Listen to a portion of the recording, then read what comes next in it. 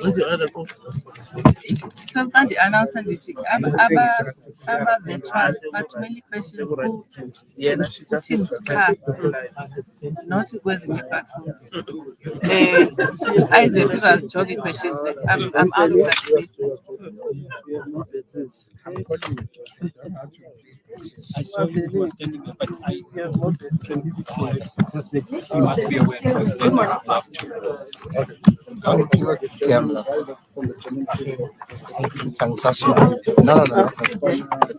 Well,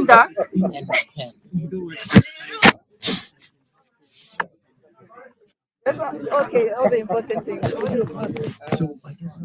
Yeah, no, it's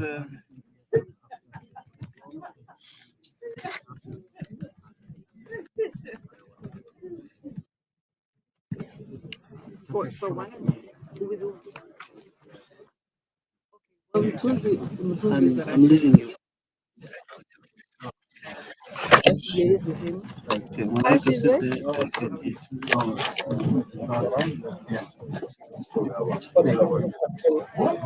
yeah. Okay. Lovely. Nice colors. Thank you. We've got happy colors. Oh, she was in the lobby. In the lobby. Waiting room.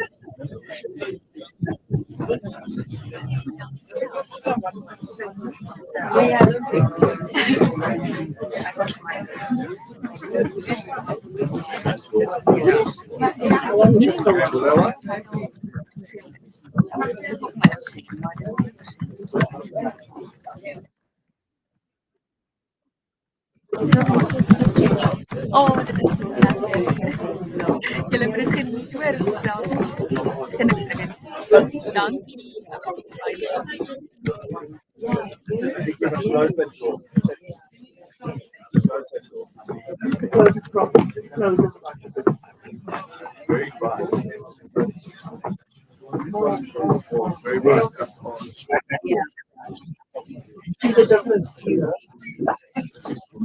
Sorry.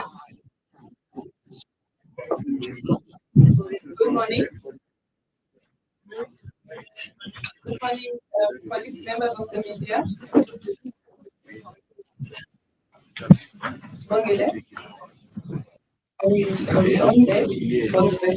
So good morning, everyone. We have a very tight time frame, so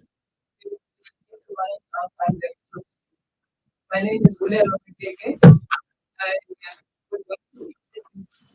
The members of the panel, not that they need any introduction by now, but still, really, if I start the NDPP, and advocate Sabah, the NDPP for the Active Officer Unit, to decide, Anton Duplessis of the NDPP responsible for strategy, operations, and compliance. On the other side, Advocate Cook, who's the Deputy National Director responsible for the National Prosecutions Service. And next to him, we have the ID, the Investigating Director, Advocate Andrea Johnson. And of course, we have everybody knows Ilya Babaji, who's going to be moderating for us. This is a different kind of format to what is generally known for media briefing. This is not a media briefing, it's a media roundtable. So on the invite, because it's meant to be more of a conversation. So it's not a top-down kind of briefing to everybody, so everybody engages very nicely. I just need a signal that we are on the virtual so that I can communicate. And can they hear me? Okay. So this is how we're gonna go.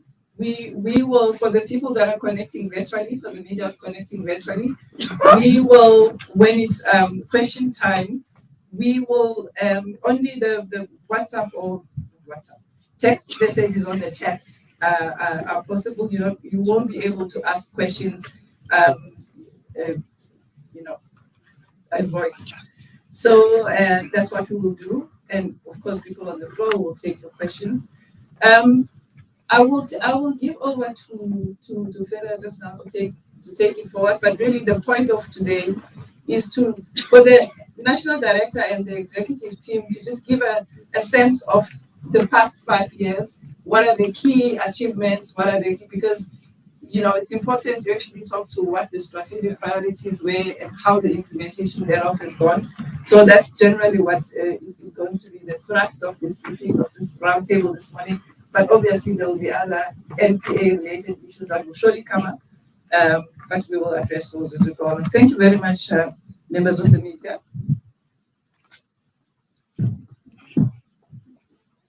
Thank you very much, Bulelwa, and it's lovely to be here with all of you today, and to be moderating this media roundtable. I'm sure many of us have got lots of questions, so let's get right to it. We'll start with opening remarks from Advocate Batohi, our National Director of Public Prosecutions. It's very good to be with you, and thank you for inviting us into your home today. Thank you. Thank you. Good morning. Welcome to members of the media. I'm glad we have the DPPs from the regions that are also present here. They had a meeting up here, so I'm glad you're able to be with us here. The NDPPs, our ExCo team, Advocate Johnson, colleagues from the NPA, ladies and gentlemen, thank you very much. I'm very excited about this engagement or roundtable with the media, as Bulelwa said. It's a conversation we want to share with you. This journey, let's put it that way, of the past 5 years in the NPA. Let me say that it has been, when I think back about taking office on the 1st of February 2019, and 5 years down the line, did I expect as National Director that we will be here as the NPA? And let me say there's two aspects to this. On the one aspect, in terms of rebuilding the NPA and how far we've come in terms of turning this huge ship around, the NPA, which had come out of the trauma of state capture. There's no other way of putting it. When I think of what we've achieved to rebuild this institution, in not 5 years, in actually 3 years and a little bit, and why I say 3 years and a little bit, is because the first 18 months after the appointment of the National Director, current, nothing changed the NPA except the NDPP. It was only in June of 2020 that Advocate Babaji, Rasitava, and Advocate de Kock came in as Deputy National Directors. And before that, for 18 months, you have only the National Director trying to understand what's going on in this fractured organization with very little budget coming out of the devastation of state capture. 2020, and Advocate Anton Duplessis only joined us in March of 2021. So in March of 2021, we had finally the full leadership in place, and where we could really, and he heads up the strategy, operations, and compliance part of the NPA. And so we could really start properly as a full leadership team at national office, start thinking about this rebuilding process. And so what we've achieved in that just over 3 years, in terms of rebuilding, is nothing short of remarkable. The NPA now is a well-run constitutional entity. We have a solid strategy, and there's many incredible things, strategic initiatives that I'll talk to you about that have been put in place that puts the NPA firmly on track to deliver to the people of this country. But what I can say is that one area where perhaps I thought we would have moved much faster, and I mean much faster, because when I came back from the ICC, the International Criminal Court in The Hague, I knew that the challenge, well, I had a sense of it. And I thought, how difficult is it going to be to get one really good big corruption case that's going to swing sentiment around very quickly? I was really quite wrong about that. And so insofar as state capture related cases, let me put it that way, because there's lots of other corruption matters that are in our courts. The DPPs are here that have been dealing with these cases. There's lots of cases, and I have the stats, I can deal with that. It's only with regard to state capture cases that I thought we would have been further down the line. For everything else in the NPA, I'm incredibly proud of what we've achieved and how far we've come since the new leadership took place, since the new leadership came. So in May 2019, when I first addressed the media, just about 3 months into my term, I then committed to dealing with the following things, and I'll just read out what I said then. Addressing the leadership crisis of the NPA, conducting a review of high-profile cases relating to decisions to prosecute or not to prosecute. There were certain state capture-related matters. Reviewing the structure of the NPA, securing sufficient budget for the NPA, and expanding its partnerships. Managing cases relating to state capture, creating the ID. Stakeholder management, strengthening the morale of and empowering staff, and finally instilling the value support of our so-called IPAC pillars, IPAC, standing for independence, professionalism, accountability, and credibility. And so that is what I committed to as a National Director in 2019. And we've been working really hard at doing this. But before I talk about that, let me say that in the past 5 years, the global landscape has changed dramatically. We are now in a situation where the geopolitical environment globally is deeply troubling. We have wars being waged in parts of the world. We have possible crimes against humanity, war crimes being committed in parts of the world. And globally, things have changed. We had COVID that hit us in this 5 years. And as a country, we are a country under stress. Let's be frank about this. If you think about what's going in our country today and how things have changed, in the past 5 years, we are working in an environment where it's a very, to say the least, a complex political environment. We have a country where we have load shedding, we have the poorest and the most vulnerable that are without basic amenities. We have a country that is wrapped by the highest levels of various types of crimes, whether we talk about sexual and gender-based violence, various types of organized crime, whether it's infrastructure theft, whether it's wildlife crime, environmental, the construction industry. We have an increase in kidnappings, assassinations, hits on whistleblowers, SGBV, increase in femicide matters, teenage pregnancy, a scourge in our country, destroying the lives of our young girls and children, many of them under 12. So we are a country under tremendous stress. And it is in this context that today I'm going to speak to you about why, as the NPA and as a country, we can't give up hope. That we have to, in the context of this very, very complex environment, that we have to keep fighting the good fight.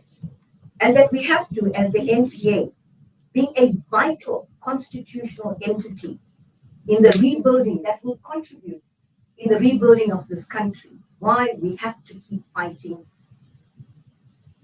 the best way we can, and we know. It's not been easy. We've been in the past 5 years really hard at work, under a lot of pressure. Let me say, the pressure on me as the national director, and then on the team, on the DPPs, on the various regional heads across the country. But the pressure as the national director, I could feel it from day one. But that's fine. That's what we signed up to. And that's what we are here to do, is to deliver on the mandate of the NPA. But in the past 5 years, it has been unrelenting, mainly with regard to state capture. But in the middle of all of this, we've been doing incredible work in trying to, as I said earlier, turn the ship around. And I just want to mention some of the things that we've done over the past 5 years. Firstly, we've stabilized the leadership of the NPA. You see people on this podium here today, on this stage, who I will put my head on the block, are the people of the highest standards of integrity, who will do only what the Constitution and the rule of law demands.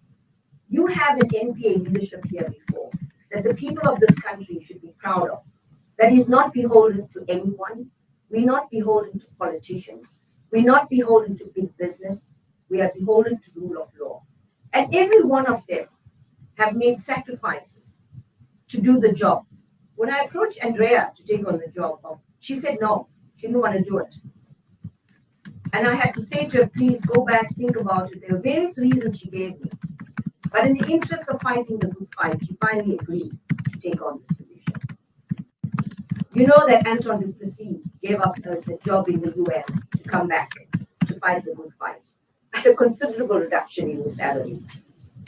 Advocate Rabaji Rastava was in the private sector.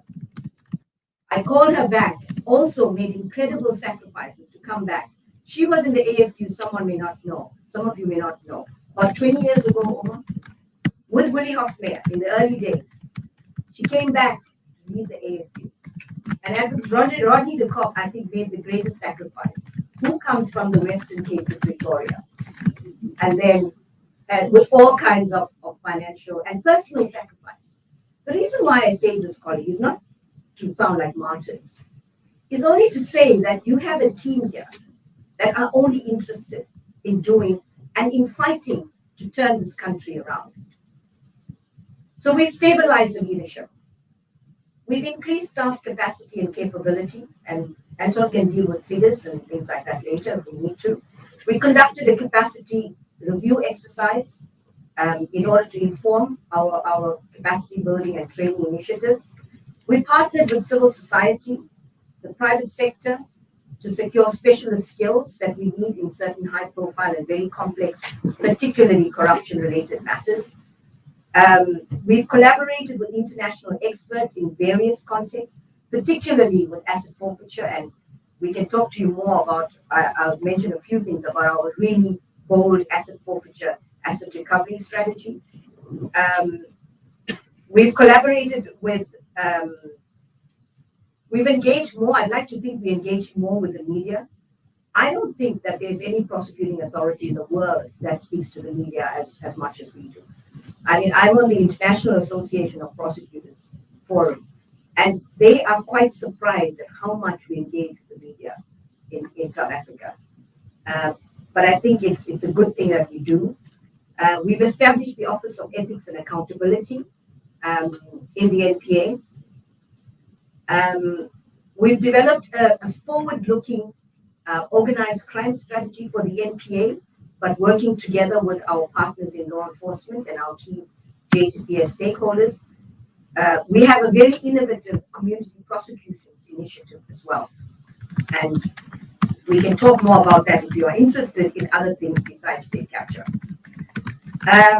We have really, colleagues, members of the media, I want to stress, we have really focused a lot on building the NPA into a strong institution. Once more, and I say once more because the NPA was once a strong institution. And I can say now that we've come a long way down the road to do that. We've been doing a lot of work in the background. Work that is really, it doesn't make the media because good news rarely sells. And it's actually not that interesting. But it's really important work. And I want to quote from Judith Yuko, I hope I got the name right, a Nigerian journalist who was writing for the African Leadership magazine, and said the following: history has shown that only through strong institutions can a solid foundation for nation building be established. Without a doubt, strong institutions are a prerequisite for a society to move towards sustainable prosperity. Building effective, accountable, and inclusive institutions is painstaking work, though it is vital. Institutions can and do play an important role in reducing poverty, improving the rule of law, and increasing economic growth. Devastatingly for our country, those involved in state capture did not appreciate this and had perhaps a different view on this. And now we are working really hard to turn that around. All of that said and done, colleagues, members of the media, make no mistake, we hear the deafening calls for accountability. And even in this space, we will deal with state capture. Even in this space, we have made notable progress, whilst recognizing that a lot more needs to be done, and a lot more will be done. In fact, if you recall, just 2 years ago, in 2022, Advocate Andrea Johnson was Daily Maverick Person of the Year because of the work that was done in that space. It's very quickly forgotten. Some of the initiatives that we've embarked on, the corporate alternate dispute resolution directives that were issued, and we published them just last week. This is one of the most important and accountability mechanisms that we have actually introduced in the NPA. And it's not something that we just woke up one day and drafted this document. Advocate Rabajita Stawa has been leading this process and working with renowned international experts. This is an international best practice to enhance accountability in any country. It is an accountability mechanism. And it is important to understand that the purpose of this is to encourage corporates to self-report so that they can pay back damages that they've caused to a country. We're looking at various ways, even working with certain NGOs in terms of how we become more accurate at calculating that, but I won't go into details. That's the first thing. And the second thing it actually helps accountability and prosecutions. Because what it does is the corporate involved commits to actually assisting law enforcement and the NPA or the ID in providing evidence that can result in prosecutions of directors of the same corporate. So I want to make it very clear that even though the corporate is the one that actually is not prosecuted, directors in the corporate are not given any kind of amnesty at all. And the corporate assists us in building a case against them.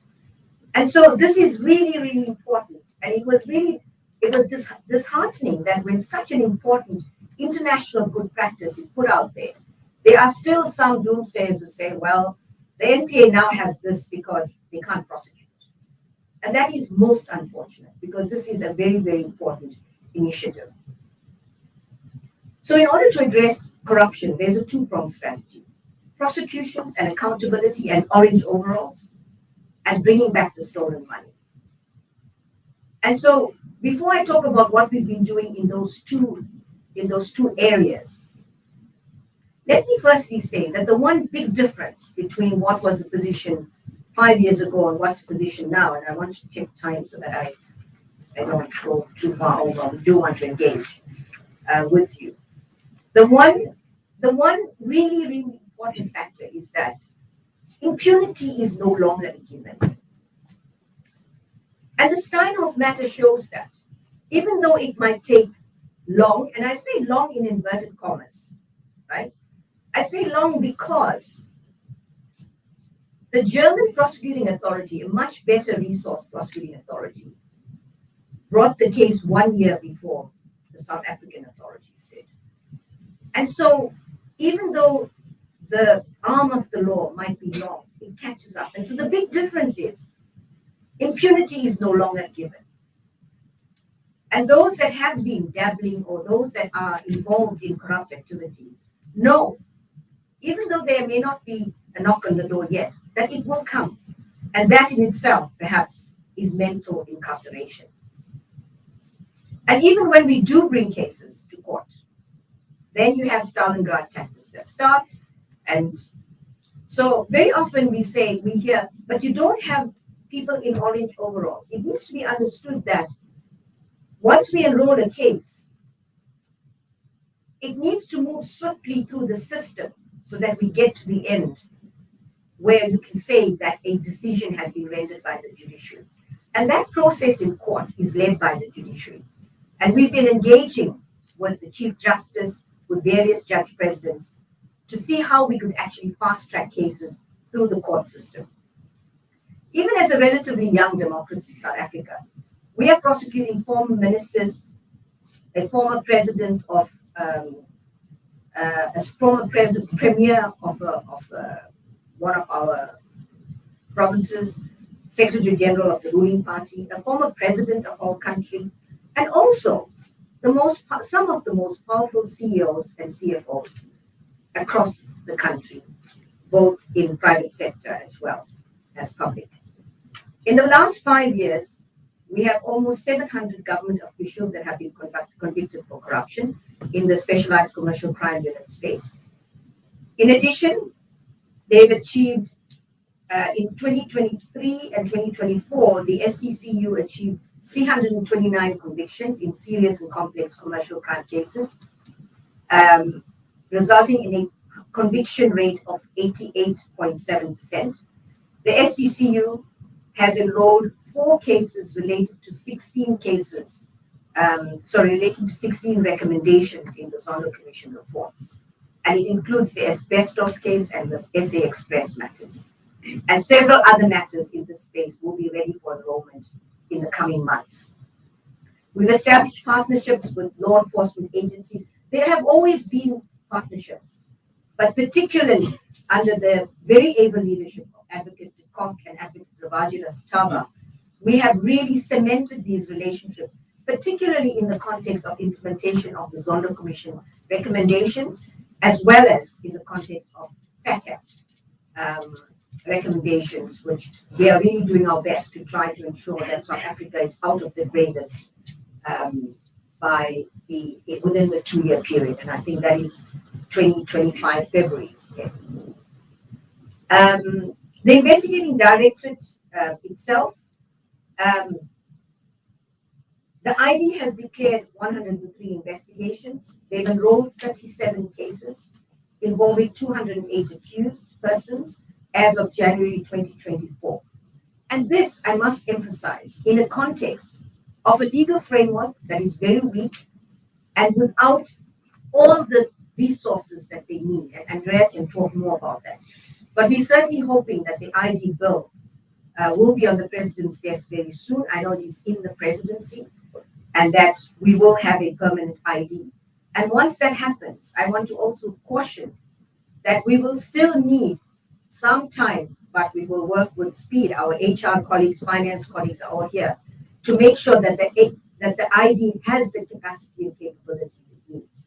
But one exciting part about this is the presidential initiative, where business has come to the party, and once the bill is signed into law, will provide a state-of-the-art data forensic analytical capability exclusively initially for the ID, and that is potentially a game changer for us. The ID has also enrolled the case of the former Speaker of Parliament, and in this regard, I want to deal with some of the criticism we faced in the media, where it's been said that the speaker was received 5-star treatment in the way we try to secure her attendance in court. This is completely wrong. I've been a prosecutor for almost 30 years, and many of the colleagues here are the same. In many of these cases involving white-collar criminals, you often make, as a prosecutor, we make arrangements with the lawyers acting for the suspect to bring the suspect to court. So this is not unusual, and we'll continue to do this. Although this certainly took us aback in terms of how things unfolded in court. But that is a normal practice in the prosecuting authority.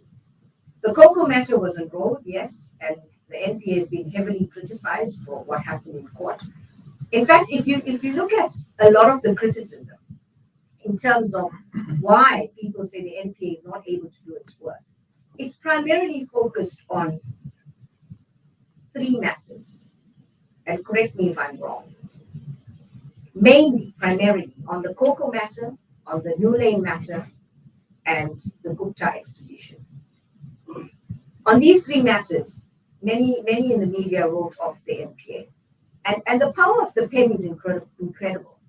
And I really want to urge the media to please be balanced in your reporting, because what you report on is so important in terms of what the people out there understand about various, about so many things, including the NPA and how we work. So these 3 matters were they were huge setbacks for the NPA.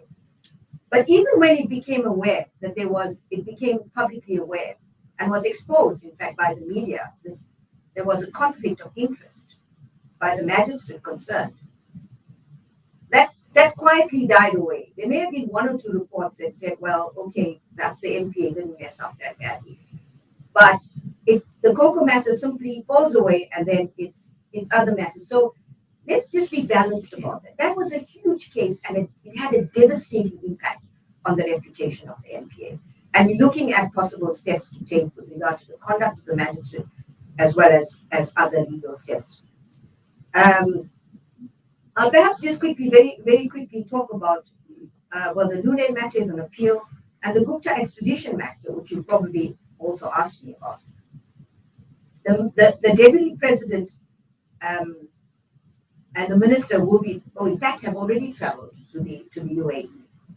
And we have been trying very, very hard to find out some very basic things, like what was the problem with our extradition request? We've not had satisfactory responses from the UAE. We've been trying to set up a meeting I've never traveled to the UAE, but with regard to this case, set up a meeting with the National Director and the head of the prosecuting authority in the UAE in order for us to understand this. And I know him personally because of our involvement in the International Association of Prosecutors. We've not been able to schedule that meeting for months. Now we decided as the NPA executive that we needed the president of this country to intervene with the ruler of the UAE, because we realized that unless there isn't that strong political push in the UAE, we're going to struggle with this matter. So on the AFU asset recovery, as I said, there's a 2-pronged strategy to dealing with corruption. The recovery of assets part of it. We've restrained and preserved more than 14 billion of state capture assets. 6.12 billion was confiscated and forfeited to the state. That means money in the bank. And 6.26 billion, which includes the ABB case, as well as the SAP case, has been recovered in total. And the corporate ADRM guidelines, which I talked about, we hope, working with international law enforcement authorities, including the U.S. Department of Justice, we're hoping that we will be able to recover a lot more. And we can talk more about asset recovery. And colleagues, asset recovery with regard to these big cases, corruption-related cases, is one thing. But remember, it's important that we disrupt criminal activities with asset recovery. And the AFU colleagues have been doing incredible work in the areas of organized crime, where if we're not able to get to the kingpins, I mean, you need to follow the money to get there. I know in the Free State, they've I think it's about 28 or 29 fuel tankers were seized by AFU in order to disrupt activities. I'm giving you some idea of how we can actually work, how AFU works in tandem with prosecutions in order to deal with corruption and other types of organized criminality. The AFU is moving very, very strongly on Chapter 6, and some of you will know that Chapter 6 of the Prevention of Organized Crime Act is non-conviction based forfeiture. And so we're really pushing to ensure that once the criminal cases come along and take longer, we're able to move quicker on Chapter 6 recoveries. Sexual offenses, under the very able leadership of Advocate Bonnie Curry-Gamble, the footprint of the Tutuzela care centers have been expanded. We had 55 TCCs in 2020, 2021, and we currently have 65 TCCs. And that is an increase of 10 in the space of 3 or 4 years. Understanding that from the time it started 20 years ago, we created 55 over that period. And so a lot of really good work is also happening with SAPS in terms of clearing the DNA backlog. I think since October 2020, we cleared the backlog of 46,045 DNA reports. And this has really been assisting in our sexual and gender-based violence matters. Also, we've identified a number of serial rapists through this project, and we are targeting those in order to try to have more impact in this area. The TRC matters, we've set up a specialist TRC component in 2021 to deal with TRC matters, and the police have also set up a dedicated capacity. They are currently overseeing 159 matters. 24 of these have been finalized with regard to a decision having been made. We have 34 dedicated TRC investigators from the CCI, and they are dealing with 137 matters in total. In summary, and to conclude, this part of it, just to say that, we are really working hard in the NPA to really leave behind an NPA that is one truly independent, professional, accountable, and credible. We're really working hard at ensuring that we work together with the minister, that we work on the NPA's financial and operational independence. We are looking at how we could actually ensure that we build capacities, capabilities, so that we really leave the NPA, one that is fit for purpose and that one that can rise to the challenges of the 21st century. Finally, I want to say, ladies and gentlemen, that the sad reality is that as hard as we try, and I want to give you my word, this is not going to stop us from trying. We are never going to be able to prosecute ourselves out of corruption, sexual and gender-based violence. There's a lot of work that needs to happen. It's a whole of society approach. We need various other role players. We need the regulators to be doing their jobs in dealing with those in their own professions that are not standing up to their requisite standard. We in the NPA can only be effective if we're part of a holistic strategy in order to deal with various crime types. So I want to really once again conclude by saying thank you very much to the media. I look forward to positive, constructive engagement, and hopefully it will lead to a better understanding on both sides. Thank you very much. Thank you very much, Advocate, for that accounting. I have to say that it would only be the most churlish of media commentators or public commentators who wouldn't see the palpable reforms.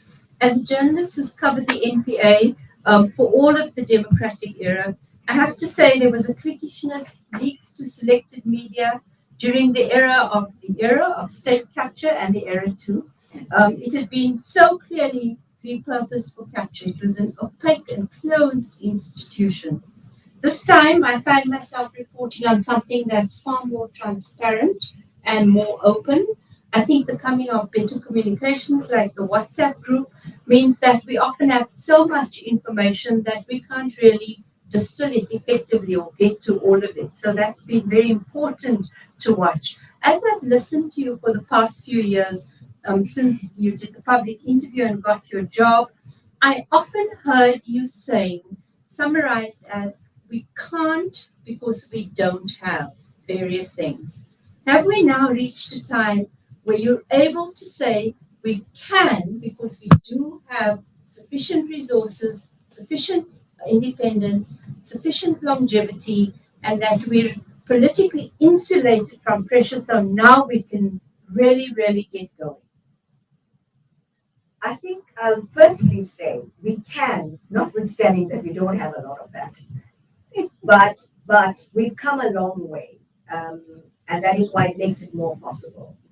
On the resources, Anton will speak more to it, but I do want to say that we have had very good support from the executive, from the Minister of Justice and of Finance to try to secure the budget that we need in a very fiscally constrained environment.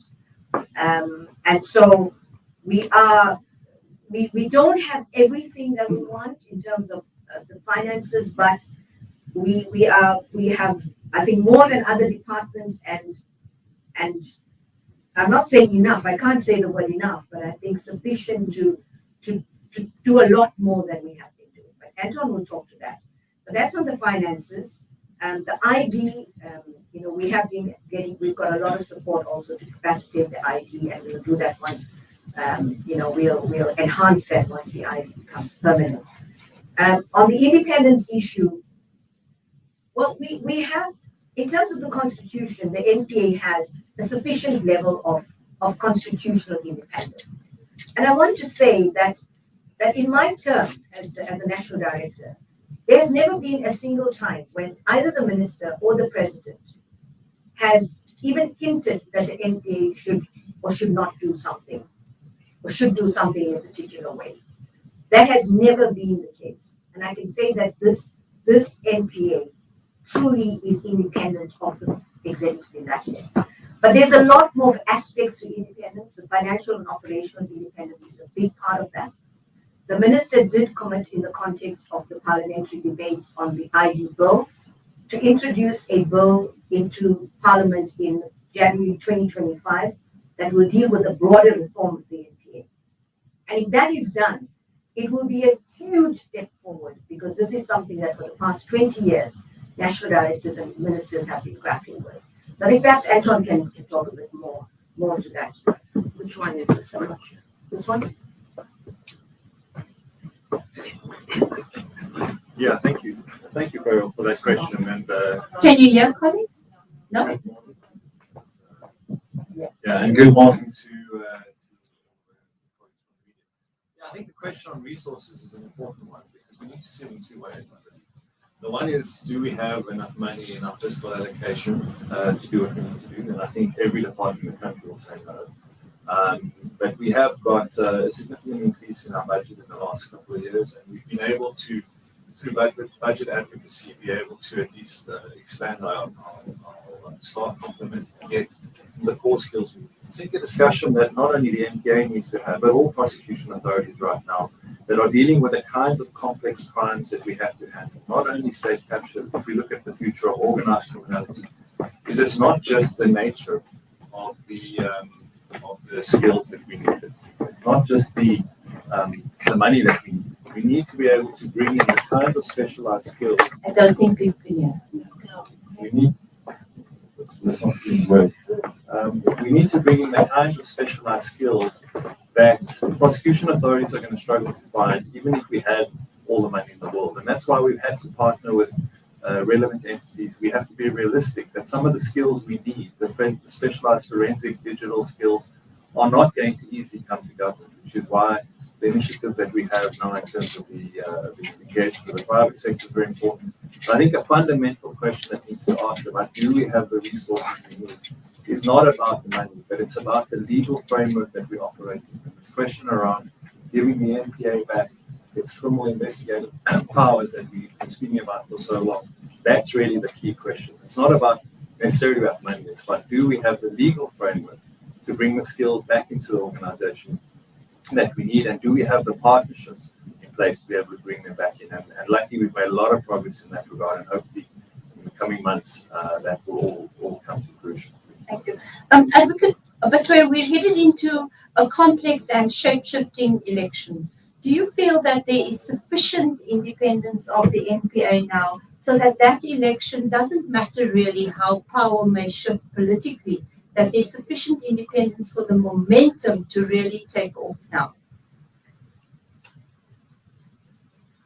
I think the short answer is yes, and I think this particular, I think I can speak for the ExCo of the NPA, but certainly for myself. I mean, it doesn't matter who is in power post-elections. We are here to do a job, and so we intend to remain in office and complete our terms and do, So I hope I got your question, properly. But certainly, I think the foundations that have been laid in the NPA is one that is really, it's going to ensure that there's a level of resilience in the NPA. There's still a lot of work that needs to happen in terms of the legal framework, appointment processes of a national director. It's all part of the independence issue. So we're working hard at those aspects, and we're hoping that in the bill that's to be introduced in 2025, that will also be included there. But I would say there's sufficient independence, but there's still, there's a lot more that needs to be done. I'm not sure if any of the colleagues want to add to that. Thank you very much. So last night, I'm not sure about you, but I was absolutely transfixed by the trial of the former US president and the Republican presumptive nominee, Donald Trump, who's actually in court while he's on the campaign trail. When will we see the political linchpins of the state capture era sitting in a court and answering for the charges which have been made in the Commission of Inquiry and elsewhere against them? Is that a bridge too far? Because I think statistics certainly matter, and they're very they're important statistics you tell us about. But in the popular mind, this idea of nobody actually wearing the orange overall and going to jail for what we call the lost decade is a very real perception, and it's not easily tempered by any amount of data. No, that's a very valid point. But firstly, let me remind you that our ex-president is before court. So it's not only Donald Trump. For a very long time. For a very long time, exactly. And we are fighting very, very hard to get that case moving. So, it hopefully demonstrates that often, once the matter's in court, it's out of the NPA's hands to get to the point where the case can be finalized. And this particular case, because of the Stalingrad tactics. But we have, as I said in my introductory comment, we have some of the most powerful CEOs of state-owned enterprises. I don't want to mention names, but the media, all of you should know those that are before court. It's the reason why Andrea Johnson got the Person of the Year award in 2022, because there were a number of really high-profile arrests that were made in that year. These cases are now in various stages in the court process, and I'll ask Andrea to come in on that. But I can certainly say that with the capacities and capabilities of the ID, permanent ID, as well as the capacity that business will bring to the table once that is done, I have every confidence that if we could achieve what we have done with very little, that the days are certainly numbered in terms of those that will be before the courts. Anton, you want to say something, or Andrea? Andrea, you want to say something? I don't know. I hope the mic is working. So the NPA executive, if this doesn't work, I still have a court voice apparently, so let's go for it. Members of the media and my fellow NPA colleagues, I think straight off, I have to say I'm alive to your reality. I'm alive to the reality of South Africans and their expectations. what one must not do is downplay the expectation. But the reality of the ID currently, unfortunately, is we do not have criminal investigative capacity only because we are not yet promulgated into law as independent. It is the NPA Amendment Bill, once promulgated into law, allowing the NPA, for which the NDPP has now said we do have the resources, to recruit in terms of the powers we do not have. And so, unfortunately, ladies and gentlemen, I still have under 20 criminal investigators having to deal with all of the Zondo recommendations, the Nugent Commission of Inquiry, the Party Commission of Inquiry, and any other high-profile criminal matter in terms of corruption referred to the ID. They are not called excuses. It is our reality. Can we do more? Of course. Do I want to do more with my team? Most certainly. And I'm hoping that the permanency comes through sooner rather than later so that we can change the face of how we deal with corruption and the expectations of the country. Andrea, can I follow up with you if I may, please? So I think it was hugely deflating moments for the country when the first two big state capture cases appeared to fail so spectacularly. On the second one, where the ExCo case, where Mr. Machela Koko seemed to obtain a real victory, it's now transpired that the magistrate, Magistrate Stanley Jacobs, in fact was engaged in business activities with ExCo. Is there any follow-up possible to that, and will you be re-enrolling that case? And also, are you able to share with us any other, I know you can't name them, but when might we see another significant state capture case? So I've learned failure is relative, and failure is subject and open to interpretation, as has clearly been the case in the public domain. We did not fail. The Lulani matter is on appeal, and in the appeal process and in those court papers, it will also become apparent that in the state capture matters, I think what one forgot about is we've talked about capture of the police, we've talked about capture of various institutions, including the NPA. So when you go to court as an officer of the court, respecting the rule of law and expecting everything to go in terms of fairness and objectivity. That didn't turn out to be exactly the case as well in the Coco matter. And so, unbeknown to us, we must do what we must do. Always go in on good faith, building the case that we have. We did enroll on a prima facie case. We know we have a good case. Yes, we're going to re-enroll the matter. And with regards to the magistrate, well, thank you to the media. We now have become aware. So yes, you do play a positive role from time to time. So we thank you for that. Noted. And it's important because it brought to the fore the reality that in the state capture cases, whether we like it or not, almost invariably the state will walk in with one hand tied behind its back, unbeknownst to itself. And so, no, we did not fail on the Coco matter. The matter will be enrolled. The issue of the magistrate is rather sensitive, but it is also rather worrying. So we are able to say that steps will be taken in terms of the relevant reporting lines. The outcome thereof cannot be dictated to by the NPA, but we will make sure that the matter is escalated as we have indicated to where it needs to. You've complained to the Magistrates Commission. I don't expect an answer to that question. I do want to move on, because I'm sure colleagues have burning questions, to the idea of corporate alternative dispute resolution. In other words, 6 billion rand in your coffers. Advocate, how did you do that? 6 billion is a lot of money. What happens to it? Okay, let me start with the last questions. What happens to it? And thanks for that question, and thanks to the media who's reported extensively on this. So what happens is that the money goes to the criminal asset recovery account, which is held at Treasury.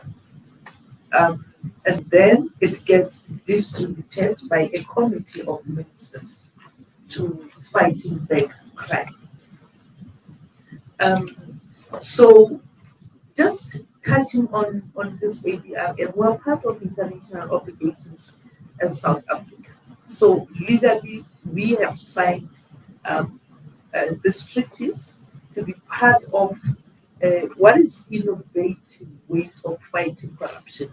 There is no way in which, with so much cases that needs to be investigated, you would have been able to investigate sub-global sitting in Tanzania, sitting here. So we've encouraged companies to self-report, and indeed they self-reported. And we had a negotiated settlement. It was a multi-jurisdictional investigation in that the Securities Exchange Commission, as well as the DOJ, the USA, investigated the matter. Zondo Commission looked into the matter, SIU looked into the matter, the public protector looked into the matter. And then when it comes to a decision not to prosecute the corporate, it has to come to an. And that's what we did. So there are two ways of settling the matter. You need to disgorge the actual amount that's state tax, but you also need to pay a reparation, which is almost a penalty. That's the 750 million. So I think this is very good, because if you look at what was stated, you're looking at about 223 million. And yet South Africa has gained far more than that, 2.2 million. So I think this is a very positive and innovative way of fighting crime, and making sure that we get the evidence that is going to enable us to prosecute. I would like to quote the private sector, the CEO of EOH, when he retired, I think recently in the media, he said, businesses are not corrupt, but it's people in the business that are corrupt. So what do? We have to prosecute the people who committed the crime. So they make wonderful headlines, all these billions being recouped. It's fabulous, and obviously it means something. But aren't we just letting global multinational capital off the hook? They have lots of money. And so let me give you a few examples. SAP and ABB continue to work in our country. Shouldn't they be banned? Bain continues to work in our country. Shouldn't they be banned from doing so? The former CEOs of Bain and McKinsey, responsible for egregious corruption, have gone on to establish investment offices either in Italy or in New York. So there's no real justice being served here, I would argue. I think justice is going to be served in the sense that, as we've said, we've got a two-pronged strategy. You need to get back the stolen money, but you also need to prosecute the wrongdoers. Those CEOs that have moved on are not the actual perpetrators of crime. It's the people that are still going to be prosecuted that are the actual perpetrators of crime. Businesses are not corrupt. It's the people within the businesses that are corrupt. Thank you very much. Advocate Batohi, I think I'm so Michael. Just to add one point to that, and to also say that the businesses you mentioned, like SAP, I mean, can you imagine if we just stopped those contracts tomorrow, what would happen in this country? There would be, we don't even want to think about that. So we have to think about how do you ensure that a business is able to still render the services, because there are people that are employed by a company, their service, but at the same time, they are actually being held accountable. The business is held accountable in terms of financially, and the people that are responsible for making that corporate do the wrong things are also held accountable in terms of prosecutions that will follow. I don't want to be hard-asked, but doesn't it mean that wealthy people can simply buy their justice? Thank you very much, and good morning to everybody present. Perhaps I just want to add to that. So we mustn't have the impression that this is just an open door for business or for companies. The criteria that they have to comply with before prosecutors make any decision to look at alternative mechanisms. So what we need to understand that this is a way of resolving the prosecution. So you have to balance it. You've got to weigh up what is the cost of taking a case to court, investigating that case fully, and what are the benefits of a settlement after the prosecutor has evaluated all the evidence against a particular company and then making a decision based on a transparent process where the company engages with the prosecutor or the state and says these are the conditions that we agree upon in order to reach that settlement. So it's not a free pass where any company can just come forward and say, I want to pay X amount of money. We don't work that way.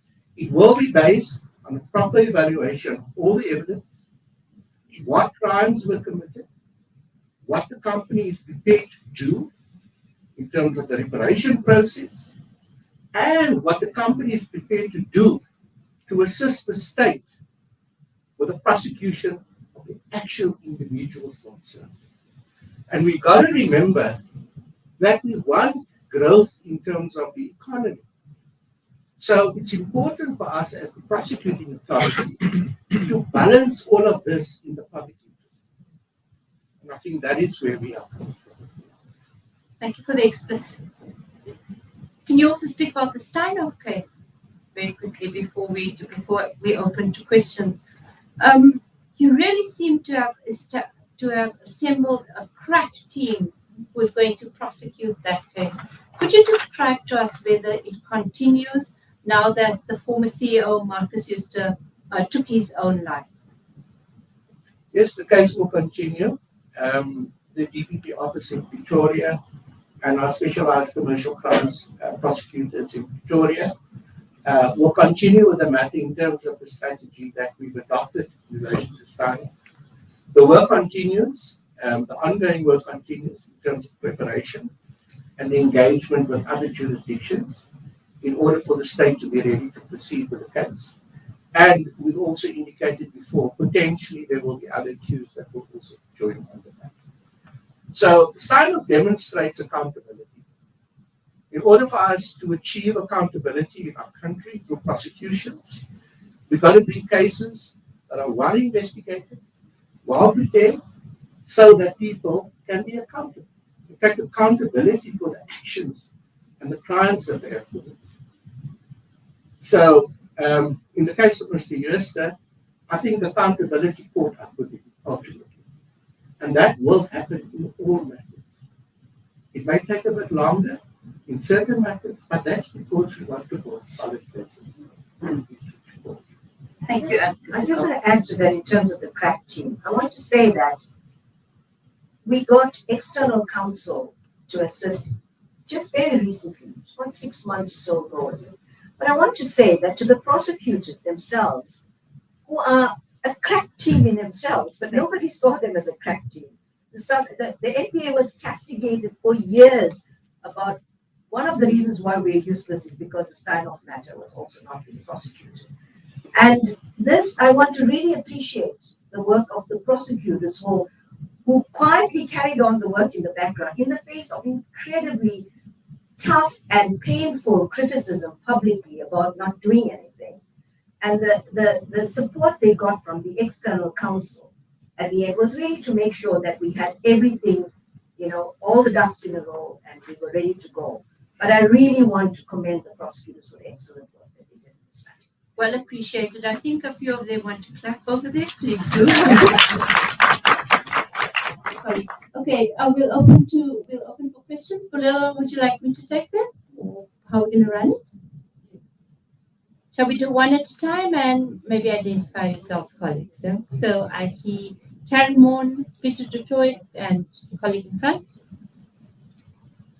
I think Mike's will come to you.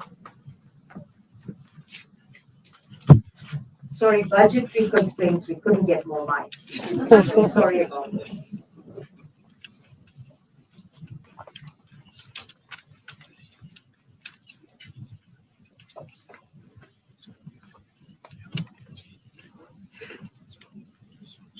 Hello, Karen Moore from Am I correct in understanding that a few years ago the NPA got a legal opinion from Milton Epstein in regard to the level of legal reviews that you face from people who are challenging your decision to prosecute? And his suggestion was that you actually didn't have to postpone cases, that you could ask those accused people to simply get interdicts prohibiting the prosecution and go on with the prosecution.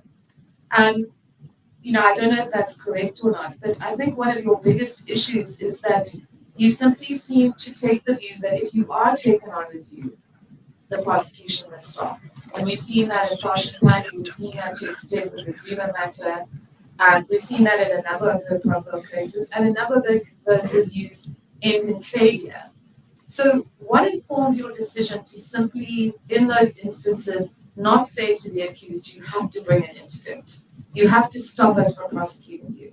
And you've taken that stance in the Zuma matter. Dana has taken the view that in that case, should Mr. Zuma attempt to appeal this latest attempt to force his removal, the NPA will push for that trial to proceed.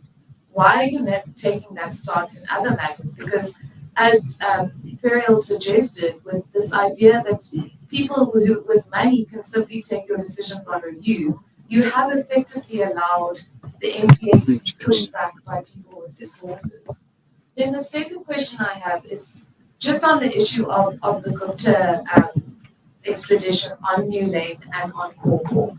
I can understand your frustration, but the fact of the matter is that several very problematic findings were made against the NPA. The Corpo matter wasn't struck from the roll because of the NPA wanting to pursue it. It was struck from the roll because you had a data analyst issue where you had struggled to analyze data for close to a year. And that was the basis of the decision. The most fair rebuttal you can have in that decision is to put the case back on the roll and to prosecute. So, I think that is a resource issue. On New Day, I sat in that trial, and I can honestly tell you that prosecution was not particularly stellar. It was described by the judge at the end of it as a comedy of errors. You are attempting to appeal. The SCA has said it will listen to your leave to appeal. It hasn't granted you leave. But there were serious issues with that case. And on the Guptas, I understand what you're saying in terms of political will, etc. But the court also raised issues about the warrant. It was very concerned about certain factual dynamics of that application. So is there not a place for the NPA to look back and say, maybe we did make mistakes, and maybe we potentially need to be a little less defensive about our own part in the situation and realize that perhaps we could have actually got things wrong? Thanks, Ferial, and thank you, Advocate and your team for this morning's engagement. While we're on Stein, can you perhaps, Advocate or Batohi, give us some insight into what it takes to bring a matter like Stein off to court? It took a long time, you acknowledge that, but you could just give us some background into how difficult it was to conduct that investigation, given resource constraints, given the capability of the NPA to investigate complex financial matters. You referred to the German authorities that also struggled. So maybe just for background purposes, it would be good to understand how difficult it was to bring someone like yours to book, and certainly someone in the media that we waited for a long time to see accountability and judgment delivered to. Thanks. Shall we take those two? Yeah, we can take those two. On the issue of the abstain interdict, and I'll ask Adv will deal with that. But I know one of my previous colleagues here we had that very strong view about the interdicts, and she often raised the issue about this. So it's not like we're not aware of that. But I'll ask Adv to deal with that matter. And maybe you can go for that first. We'll take it from that. So that is the correct legal position, Karen. The other one, Hold it close, I think. yeah, the other mic is actually much better. Oh, how are you going to mic?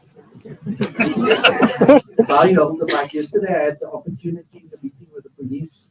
They were having similar problems, and they constantly pass the mic from one person to the other person. And eventually I took both mics and said, no, it will work if we keep both together.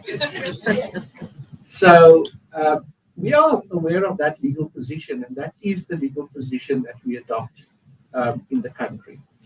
What we must be mindful of is two processes of review. The one is in terms of the NPA Act and the Constitution, when an accused person has the right to review, to ask the entity to review a particular decision that has been taken in the case, or any aspect of the case, or the conduct of the prosecutor.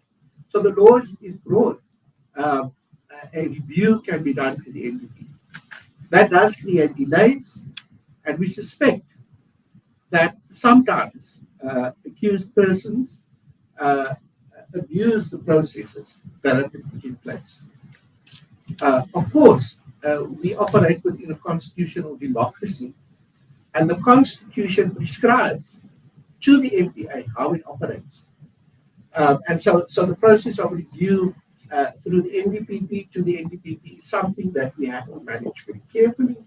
It's a formal process, and we have to manage it in terms of the law. The reviews to the court is a different category. And it's a different type of abuse of process when accused persons repeatedly apply to courts for review. And so the general position is that prosecutors have to proceed with the trials. And that happens on a daily basis. We don't stop a trial, or we don't stop a prosecution because an accused person has launched a review.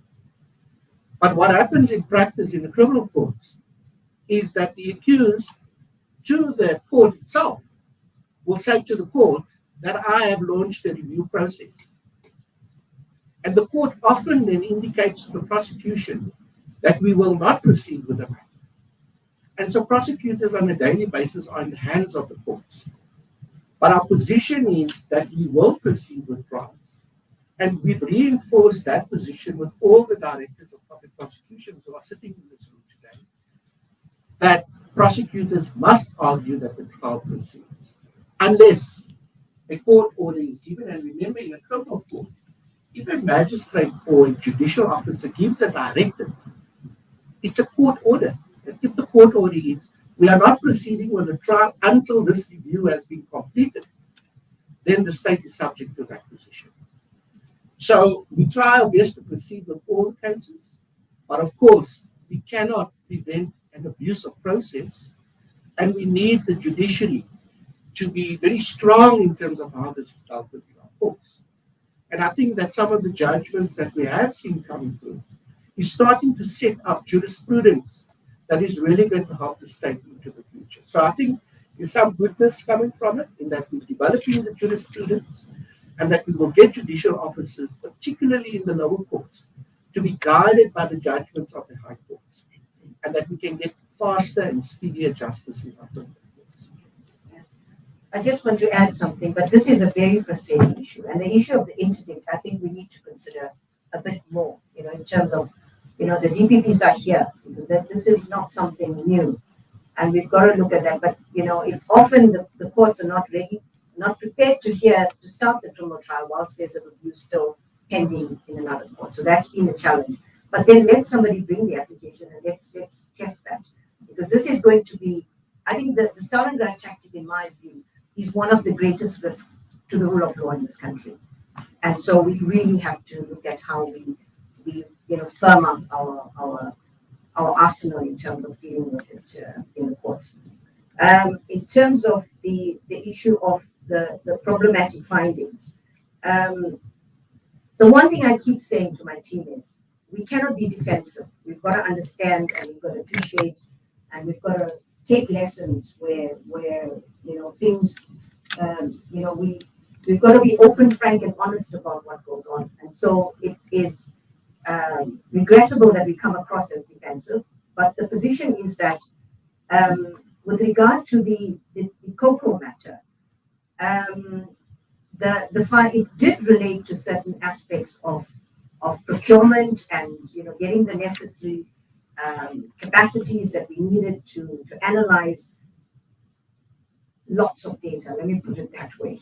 Petabytes or terabytes, I'm not sure what the right term is, but that was But in that particular case, the magistrate could have made one of several orders, several. It took the most drastic order of striking off. And we must ask the question why. Because he could have put the, and again, I want to be very careful because as a prosecuting authority, we don't openly criticize. We are officers of the court and we've got to respect the judgments.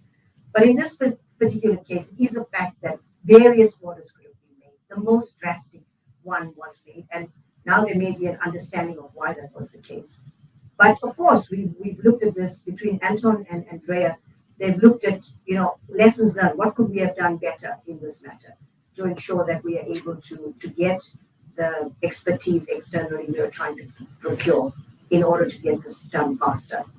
On the Nule matter, that was probably one of the most scathing judgments I've ever read in my life. And many people have said that. It's a bit difficult when you're dealing with, when you think about what I just said about not talking about the judiciary. It's very difficult. But of course, we looked at, what could we have done? There've been lessons learned process after that, and Andrea can talk about that. What did we do? What could we have done better in this matter? And how do we learn from this? How do we make sure? Because these cases, we more than anyone know the risks that these cases are to the NPA. And we cannot just say, well, we did everything fine. There's nothing we could have done differently and blame everybody else for it. We have to have very hard, difficult conversations with ourselves to make sure that we learn from what went wrong and that we make sure we put in place interventions to make sure that the risks of that happening again are minimized. I don't know, Andrea, if you want to add anything on that aspect. Andrea? And that's, to say, trust me, you know me, we take it on the cheek and we cannot be flippant about it. You would have loved to have been a fly on the wall at Linton House where the ID is housed. It really was not a pleasant week for those who were in court. The truth of it is, in as much as one wants to say, how does a presiding officer arrive at a comedy of errors? You have to look at what went on, and so we did. In fact, we didn't just do an internal review. We handed the judgment to colleagues, senior colleagues within the NPA, asking them to critique us about where they think we went wrong, even though we could see if we went wrong, what we could do better, and we have taken lessons, because that is the reality. You can't have a repeat, but you will have a repeat if you do not have that internal introspection and really, really difficult discussions with the team that was in court. With the COCO matter, I think the biggest lesson was these matters do take long to prepare. And I think the challenge might have been, do we know exactly how to quantify the length of time?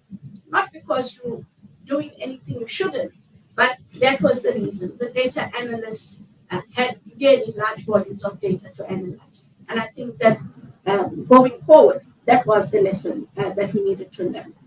With the Guptas, I know that one would want a better answer than the one I'm going to give. I can only give you the honest answer. I know everyone says it's about the warrants. We've been to the UAE, myself. We've asked the Ministry of Justice, as well as the judge of the Central Authority. They did not give us the reasons. We've written various note verbals asking for those reasons. They have not been forthcoming. And that goes to the point that the NDPP made about us asking for a different intervention. And also, it would be easy to say, why don't you resubmit your application? Of course, we would love to. But there's an issue of concurrent jurisdiction, which means, can the UAE tell us whether or not they will prosecute the Guptas for money laundering in their country? Because that changes the face of the extradition application should we need to resubmit. That answer has unfortunately not been forthcoming. So please, we were certainly not defensive, and we really have to take what has gone wrong on the chin. We have gone wrong in certain instances, and we can only try to do better. John? Sorry, did you want to Come back to answer Zondo. the next one? I just want to make a point to the media, and we have this engagement a lot. And as you know, I also speak to many of you on a regular basis. The one challenge we have as the NPA is that we can't engage on the merits of certain matters while we are litigants in those matters. So there are certain things we'd like to say. We, of course, are very worried about the slipping confidence in the rule of law. We're very worried about the narrative that the NPA is not succeeding against state capture. And that's why briefings are like this are very important. I think there are two dimensions to it. The first dimension is there needs to be a balanced understanding that while there might be frustration around the state capture progress, I think the points that the National Directorate have made around the progress in rebuilding is vitally important for South Africans to understand, not because we're trying to protect our legacies or our jobs, but because it's a fundamental component of the rule of law in this country. As you know, that's the thing that binds the social contract together. So we want the public to understand that there's a lot of good going on, but we are in a difficult position when it comes to complicated matters. There is at least 2 hours worth of information we could give you on what's happening in the actual live cases that we're dealing with, concerns we have about certain aspects of judgments, concerns we have about certain conduct. But we cannot unfortunately speak about that because we are litigants in those actual cases. So it does put us in a difficult position. But I also want the media to understand that at the right time, we will come out and explain some of these things. But it's not about being defensive. It's just it puts us in a difficult position as litigants in live cases where we actually can't say some of the things that that you can get your sources to speak about. We as the leadership of NPA are in a difficult position. I think all prosecution authorities face that challenge.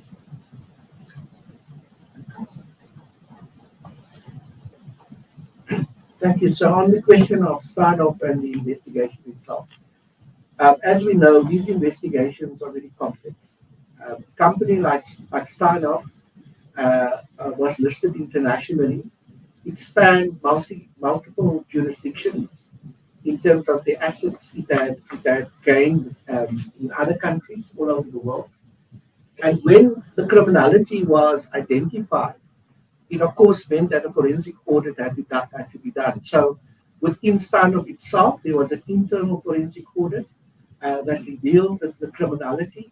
And that of course became the basis upon which a police investigation, and remember, in this case, the DPCI was the investigating authority, not the NPA. And so we partner with the police through our prosecutor-guided investigation methods to assist with these complex investigations in commercial matters.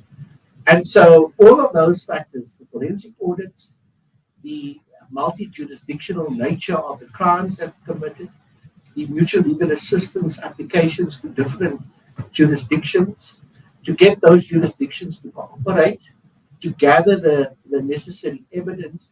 All of this takes a long time. And of course, in today's language, you talk about terabytes.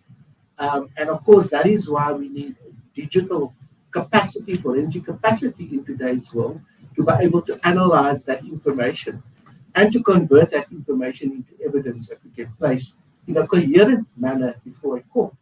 That is hard work.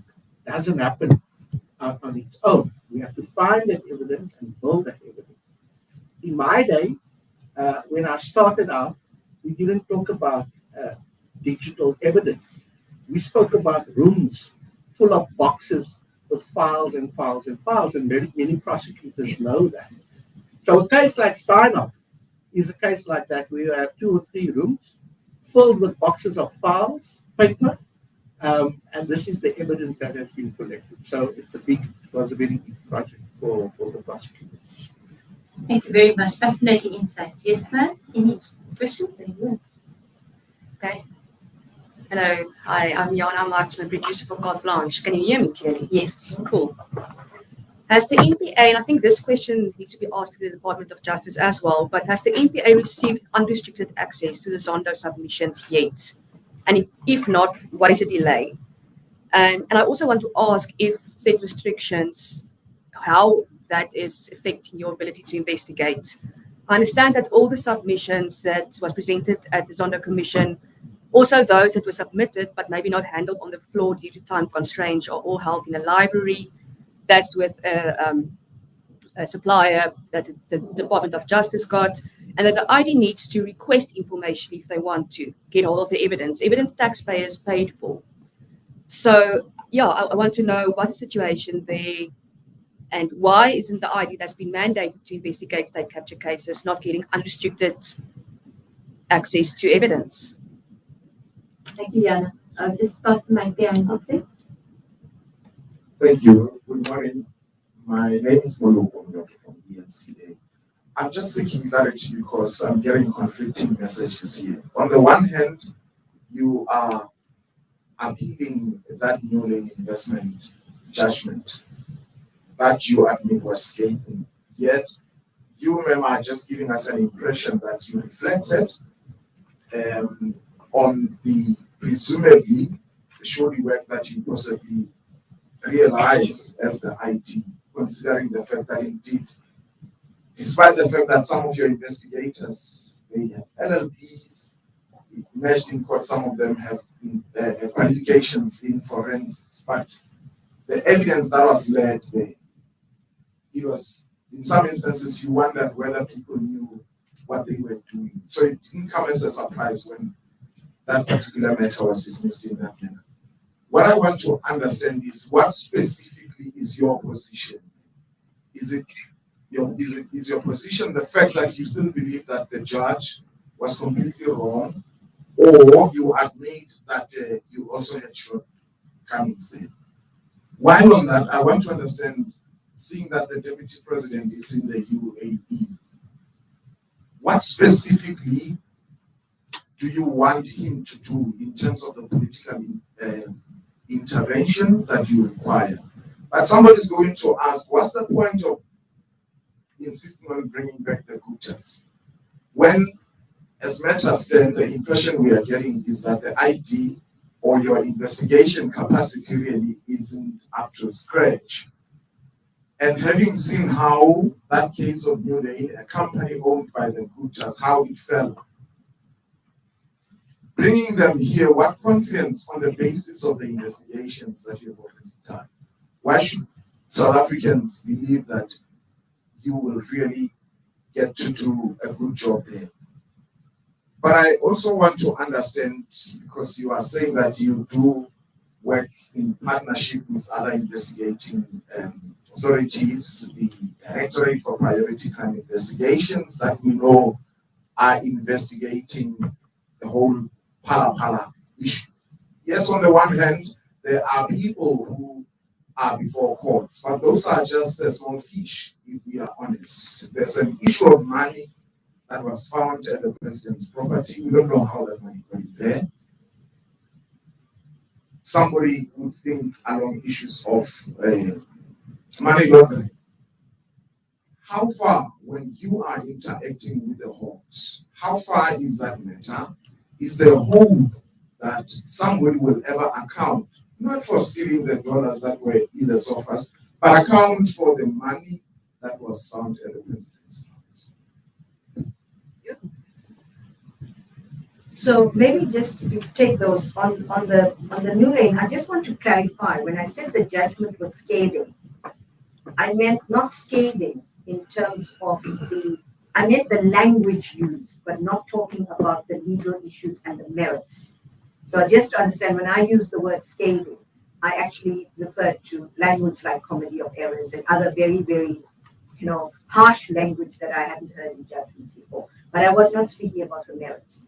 So just to be clear about that, and that matter, of course, is on appeal, and as Andrea Johnson has mentioned, in terms of whether there were mistakes and issues in terms of how the prosecution could have done things differently, they've gone through a process to ensure that if there were any shortcomings on the part of the prosecution in terms of how the case was managed in court, that those are addressed and that we don't have similar challenges or issues in other cases, particularly related to state capture. With regard to the issue of the what do you expect the DP to do? Well, the reality is that we are of the view that there's no. I was asked this question in a previous interview about whether the UAE is cooperating with us, and I kind of said we have challenges, and I left it at that. I think maybe I can go a bit further and say I'm not sure if there's any willingness to really assist South Africa on this matter at a technical level, and I'm not sure at a political level, because mutual legal assistance ultimately, although it's a technical process, but it depends on political will. And if the leaders in a country do not want to cooperate with you, there's no way you can get that cooperation. So what we hope the DP will be able to do, we have briefed him fully on what we're doing, and really is to get the commitment from the rulers of the UAE at the highest level, for them to understand the importance of these cases to South Africa, and for them to get the commitment at the highest level that the UAE will support South Africa in our requests, whether they are, and it's not just extradition, there are various other requests for evidence that we have sent or in the process of still sending to the UAE. DK, you will deal with the other issue. So I think that on the question of the merits of particular cases and investigations, we are not going to comment on any live case and investigation. I don't think that is our thing to do, and that is not the purpose of this briefing, that we might be going to cases where we still need to make decisions. So I think in fairness to the processes and in fairness to the investigating authorities, and the majority of our investigations are being done by the DPCI, we have to wait for those processes to unfold. We have to wait until investigations are concluded. We have to wait until prosecutors have evaluated those individual matters, and so that there can be a fair process. And whatever we decide is transparent.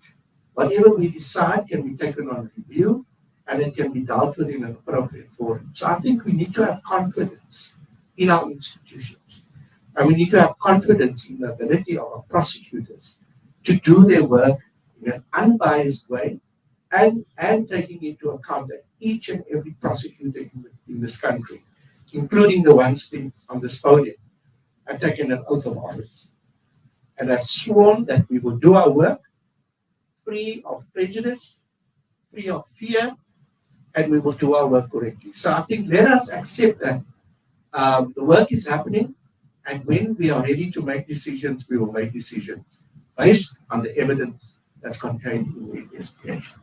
If I can just add to that, firstly to say that in the past, prosecutors did take an oath of office, but they didn't do what they were supposed to do. So we do take an oath of office, but as I say to all prosecutors, our work must speak for itself.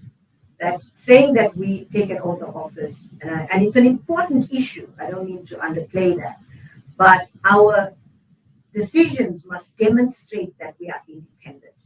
Now, I want to make the point that some often people misunderstand how decisions are made in the NPA. The directors of public prosecutions in each province have the legal authority to make decisions on cases. The national director does not make decisions on cases.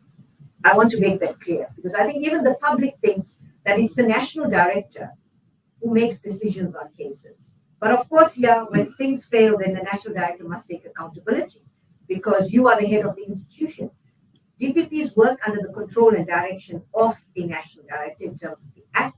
So yes, you can ask for reports, you can give guidance, and you can, you can actually instruct, provided you don't tell a DPP what decision to take. That is their decision, their legal authority to take the decision in a case. This particular matter is with the DPP in Limpopo. As with most high-profile matters, we get reports from DPPs on progress in investigations to make sure that cases are moving. But ultimately, when the DPP in a division is satisfied that a case is properly investigated and he or she can take a decision in it, they will. So that's about as far as we can take that. that request.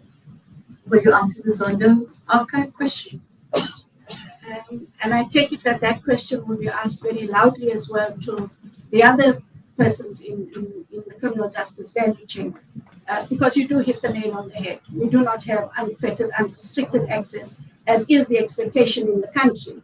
And so one therefore says, where we are currently, we're working with what we have. And one would have wanted that unfettered, unrestricted access. We currently work on the basis of issuing a subpoena to the existing Zondo staff, waiting for a turnaround time, awaiting those documents. When if you had that unfettered and unrestricted access, and by the way, the NPA has been kind enough for us to have onboarded some of the Zondo resources. That notwithstanding, we still do not have that unfettered and unrestricted access, and that is critical. And I think that the expectation out there that the ID, being the arm that has been set up to do this work, actually is not doing its work, even though it should and must actually have access, is actually a myth out there. Just two last things, NDPP. I think I would be remiss if I allowed the contention that it is the ID who's got investigators that are overly qualified in doing shoddy investigations. The overly qualified investigators in the ID space currently are our financial investigators who are not the criminal investigators who deal with matters. And we have, in the New Lane matter, our matters are being investigated by our counterparts in the DPCI. So we take all those criticisms as well, because the matter is with the ID. What the ID is not going to do is throw a partner under the bus. There's no conflicting messages about what we think about the court. I think it is clear. We're saying the court did get it wrong in terms of fact and law, and I'm going to leave it at that. Hence, the application for leave to appeal. Thank you very much. Shall we take a last round of questions, colleagues? Okay, so to anybody who hasn't had a chance would like to ask again. Sizwe Mpofu Walsh. Okay. And these questions on the WhatsApp group.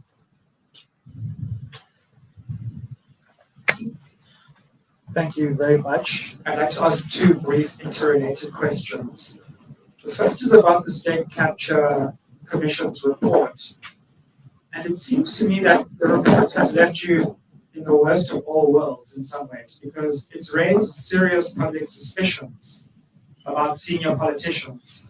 And then it's left the NPA holding the bag to prosecute those cases without actually giving you prosecutable cases.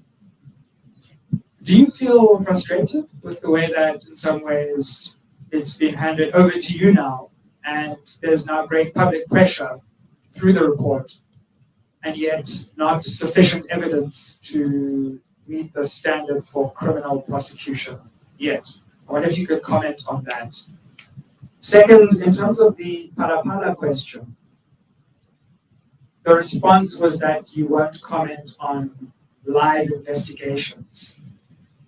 Does that mean that this is a live investigation currently? Thank you. I think maybe I can start before. Just on Palapala, yes, the matter is being investigated. It's a live investigation in Popo.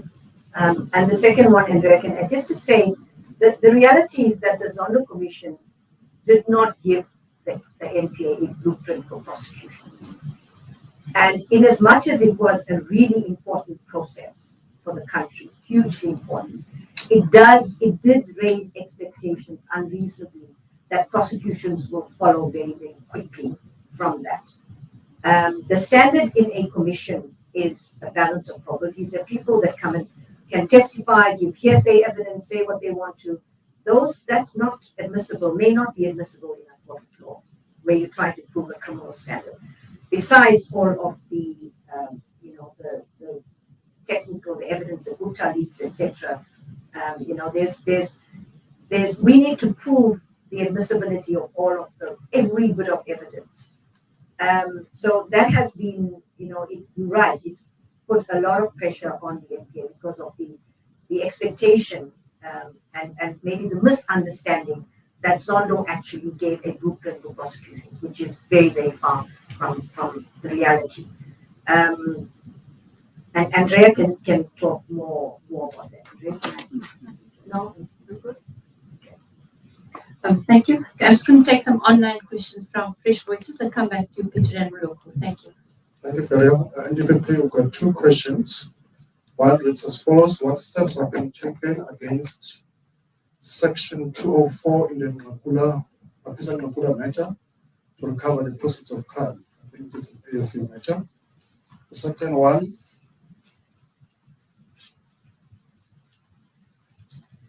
is from Jan Kronje from News 24. It says South Africans have been duped by alleged complex cryptocurrency scams or pyramid schemes rather, such as Mera Trading International, M, BTC Global, and others.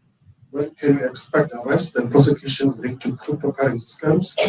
And is this a priority for NDPP? Thank you. And then shall we just wrap with Peter and Roloko, second round? Thank you. Thank you. Advocate Johnson, just one quick one. About a year or so ago, one of the country's most prominent liquidators, Tuta Murray, and his son Thomas, was killed on the N1 North. You know very well that he plays a big role in seizing assets. Is that something that you are looking into discussing with the DPCI? How concerned are you about that? And then just one last point to Advocate Batohi, just to get back to the issue of independence. The NPA, the history of the NPA is fraught with problematic relationships between the national director and the head of state, whether it was the dismissal of Vusi Pikoli in 2008, whether it was the appointment of a series of NDPPs during the years of state capture. How would you characterize your relationship with the president and that of your office with the office of the presidency in the context of your remarks about independence? How would you characterize your relationship with him? Thank you. All right, Moloko again. I don't think my question about the significance of bringing back the good test here was responded to. I think I can also add to say, have you concluded all your investigations regarding them, or given the fact that your capacity, as you have been saying, is not at a level where you are happy, or are you still going to proceed with the investigations? Earlier on, while on you, Advocate Jensen, this is how I understood you to be saying, correct me if I missed it completely. When you were giving context of the extent of the capture, you sounded as if you were even suggesting that the courts are also captured. Sounded as if all the facets were captured. And if you look at the fact that you are so unhappy as the NPA with the Coco matter as well as the new lay, are you intimating that perhaps those judges, the judge and the magistrate, perhaps could have been captured? I want to then ask about when you were opening, ma'am, okay, Batohi, you pointed out that there was so much pressure when you started. If you can just outline specifically what was that all about, where did it emanate from? Of course, earlier or later I heard you saying that there was never any political instruction. And lastly, I want to ask about the TRC cases. You received a legal opinion from Advocate Nsantsebenza, who recommended that there must be a commission of inquiry to look into allegations of political interference previously that could have led to those cases not being investigated. I know you also deposed affidavits, former advocate, National Director of Public Prosecution, Vusi likewise. Having spoken to the Minister of Justice to ask whether such a commission of inquiry will ever be instituted, he was non-committal, saying, with the money that we have, should we investigate, find out who interfered, or should we give it to the NPA to continue doing the job? On the basis that you are the one who commissioned that particular legal opinion, what is your point there in order to at least salvage what is left of the reputation of the NPA as far as all those allegations of political interference are concerned? Okay, so to start with the two online questions is, will there be asset forfeiture recovery from the speaker? And then secondly, what makes our cryptocurrency scams? And then I'll get to Peter and Roloko. I'm not sure where the mic is. Just this one. Yes, thank you very much for that question on seizing assets of, I thought the question was the section 2 for witness. Yes. So as AFU to go out and seize assets, we can wait until there's a criminal prosecution, then it's conviction-based asset forfeiture proceedings, or we can go non-conviction based, which is not waiting for a prosecution. But in all of them, there are legal standards to be met. So first we need a referral where clearly there's a clear audit of financial flows that shows either the 204, section 204 witness or the speaker has benefited. So for non-conviction based, I need to meet the clear jurisdictional requirement that there are reasonable grounds to believe that these are cases of crime. So that's the standard I need to meet before I go to court. The second bar I need to cross is that because we go ex parte, we don't serve the papers on either the speaker or the section 204, as it may be. I need to disclose all the material facts before the judge can grant the order. So at this point, I think it's early days for investigations. We haven't gotten a referral as yet, but as soon as we have, which shows that standard that we have to meet for non-conviction based, it's where there's a prosecution already, the standard is much higher. We need to wait for the finalization of the criminal case, and then we do an inquiry in court to show that there's a benefit from crime.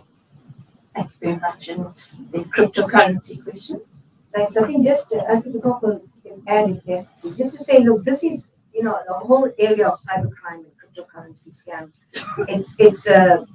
It's exploding at the moment, and it requires these cases are all investigated by the DPCI, and it's part of the efforts to build capacity and capability. Firstly, to start off in the police to be able to investigate these matters, and then also for us, we have various training sessions, etc., for prosecutors to ensure that prosecutors have the necessary skills. But these are the types of specialized skills that we are at the moment rebuilding in the NPA. And with regard to the Murray and Thomas case, this is it's a chilling case, and it's very worrying, it's very concerning. It is being investigated by the DPCI. I'm not sure if Dr. Koch can take that any further, but we really need to deal with these cases as a matter of priority so that we send the message out that those that are working in this space are not at risk. And the longer it takes, and if we're not able to bring people to justice in these types of cases, it emboldens people to say that the system is not working. So, it's really up, the DPCI, is investigating this matter, and we hope that there will be a breakthrough in this, but it is a high profile matter and very concerning. The independence issue, how would I characterize my relationship with the president or the office of the president? I would say it is one that is very respectful of the independent authority and of a national director and the national prosecuting authority. The president, as I said earlier, has always respected that, been very supportive in terms of the work that we need to do, but never ever at any point has he said or done anything that made me feel that he was encroaching on the independent authority of the NPA.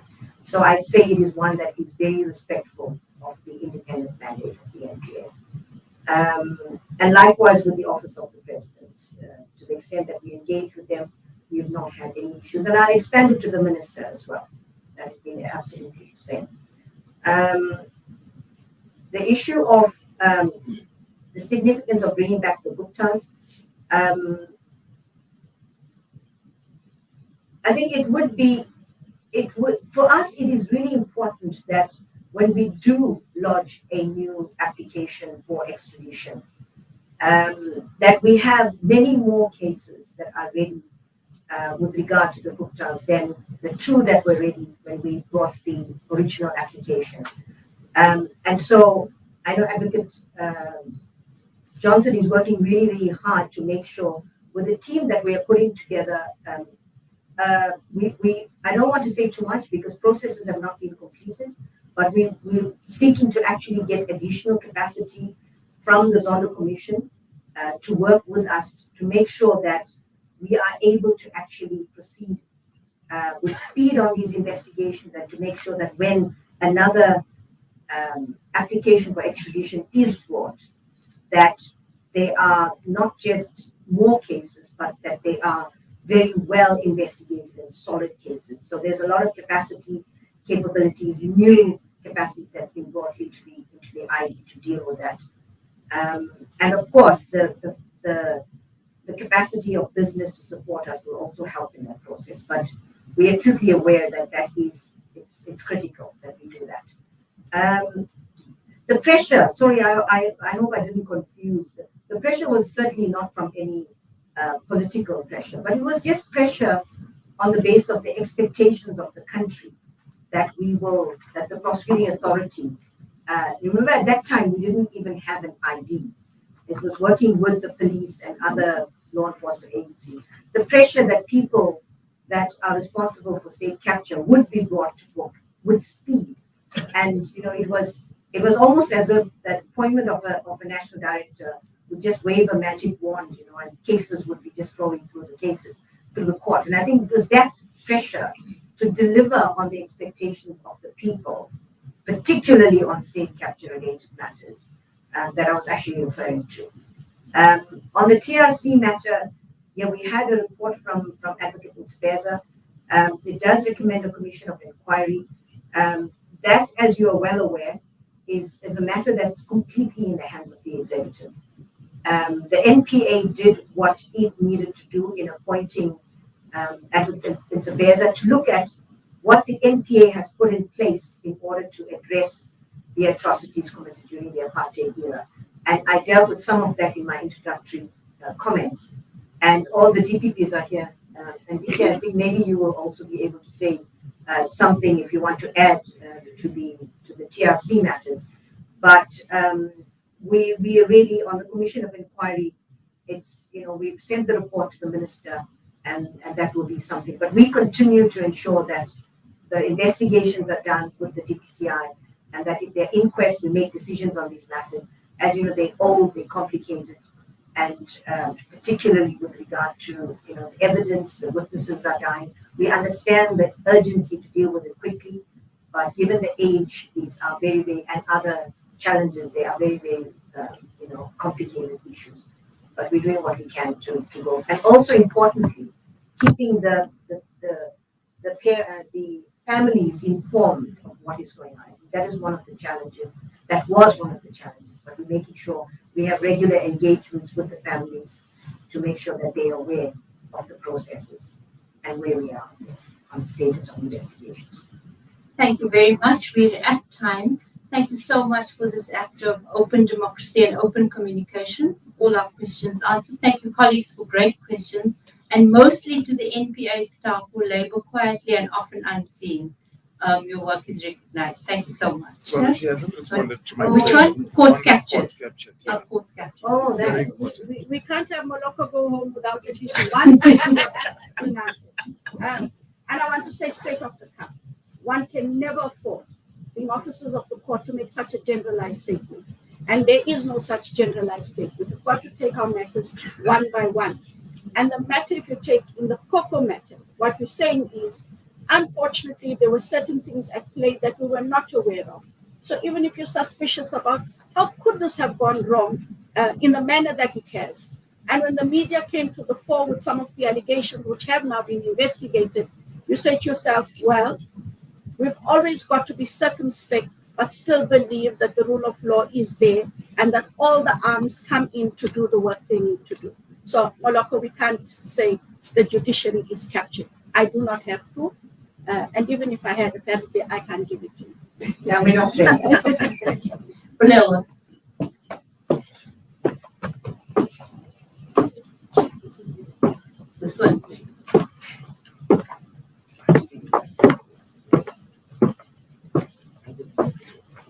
Thank you very much, members of the media. Thank you very much, ExCo, NDPP and ExCo, for this very refreshing engagement with everyone. We've come to the end of this session. I believe everybody's questions have been addressed, and we will still continue to have engagements as we usually do with the media. And thank you very much, Julia. Sorry, I have my back to you, but this, you know, in African tradition is really a bad thing, but I hope you don't understand. Okay, on that note, this, you know, brings us to the close of this roundtable. Thank you very much, everybody, and have a wonderful trip back home. And we look forward to our reporting on this. Thank you very much.